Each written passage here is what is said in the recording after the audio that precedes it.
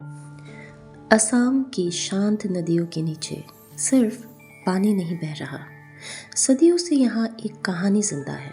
एक ऐसा जल प्राणी जो सिर्फ मछलियों का शिकार नहीं करता बल्कि इंसानी भरोसे का भी शिकारी है। इस एंटिटी को लोग कहते हैं बाघ।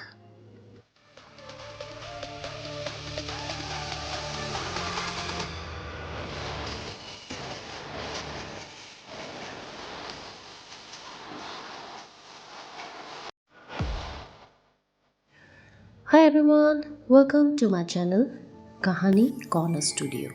हर एहसास की एक कहानी।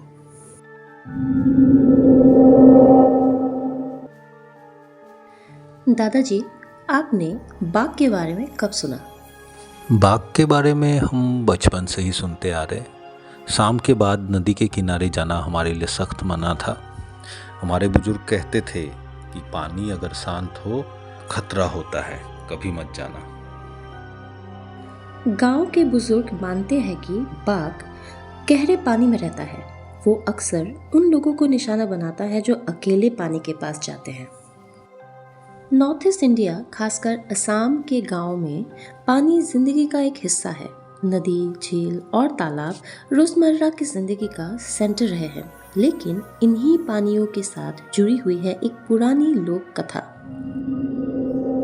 लोकल ट्रेडिशन के मुताबिक बाघ एक मैलिवोलेंट वाटर स्पिरिट माना जाता है जो गहरे पानी में रहता है, खासकर उन जगहों पर जहां पानी शांत दिखता हो, नीचे गहरा अंधेरा हो और आसपास सन्नाटा हो। ये कहानियाँ पीढ़ी दर पीढ़ी सुनाई गई है, बिना लिखित रिकॉर्ड के, सिर्फ यादों और आवाज़ों में। बाघ के बारे में जो वर्णन मिलता है वो एक बहुत ही जीवंत और डरावनी तस्वीर पेश करती है। उसे अक्सर एक लंबा पतला सा प्राणी बताया जाता है जिसका शरीर अननेचुरल रूप से लंबा होता है। उसके हाथ पैर इंसान के मुकाबले ज्यादा लंबे होते हैं और उसकी त्वचा ऐसी लगती है मानो जैसे बहुत देर तक पानी में भीगी रही हो। कहा जाता है कि उसका शरीर काई और एल्गी जैसे तत्व से ढका होता है, जिस वजह से वो अपने पानी वाले माहौल में आसानी से घुल मिल जाता है। कुछ लोग कहते हैं कि वो थोड़ा लंगड़ा कर और या अजीब तरह से चलता है, जबकि दूसरे लोगों का दावा है कि अंधेरे में उसकी आंखें हल्की सी चमकती है। कुल मिलाकर उसका रूप बहुत ही अजीब और असहज लगता है। दूर से धीमी रोशनी में वो इंसान समझा जा सकता है, लेकिन पास से देखने पर वो कुछ ज्यादा ही भयानक और शैतानी प्राणी लगता है। लोक विश्वास के मुताबिक बाघ को मछलियों का शिकार पसंद है, लेकिन कई कहानियों में इसे ड्रॉनिंग इंसिडेंट से भी जोड़ा गया है।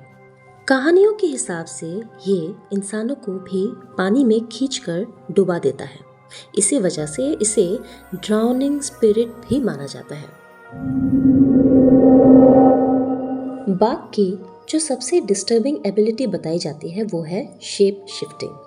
कहानियों के मुताबिक ये किसी मरे हुए व्यक्ति का रूप ले सकता है, परिवार के सामने अपीयर हो सकता है और उन्हें पानी के पास बुला सकता है। कहानियों में बताया गया है कि कुछ लोग अपने मृत रिश्तेदार को देखकर पानी के पास चले गए और फिर कभी वापस नहीं आए। ये चीज बाघ को और भी खतरनाक बनाती है। एंथ्रोपोलॉजिस्ट कहते हैं कि ऐसे मोटिव्स दुनिया के कई कल्चर में मिलते हैं, जहां पानी के आसपास रहने वाले समाज अपने बच्चों को सतर्क करने के लिए ऐसे सुपरनैचुरल कहानियों का यूज करते थे। यहाँ सवाल उठता है कि क्या बाघ सिर्फ एक मिथिकल एंटिटी है या एक सोशल सेफ्टी मैकेनिज्म?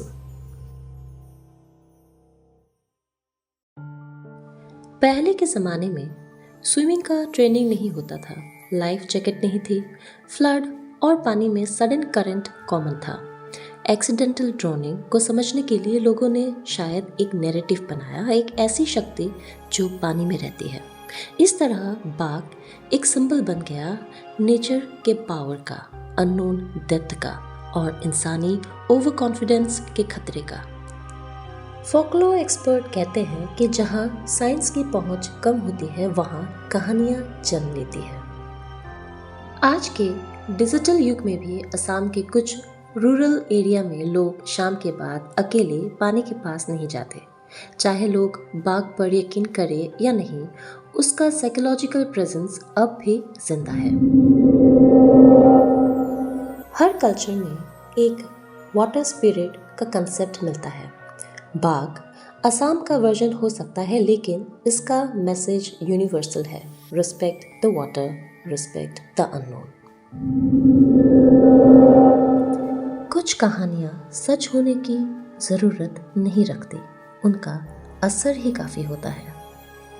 ऐसे ही रोमांचक कहानियाँ सुनने के लिए do like, share and subscribe the channel. Thank you for watching.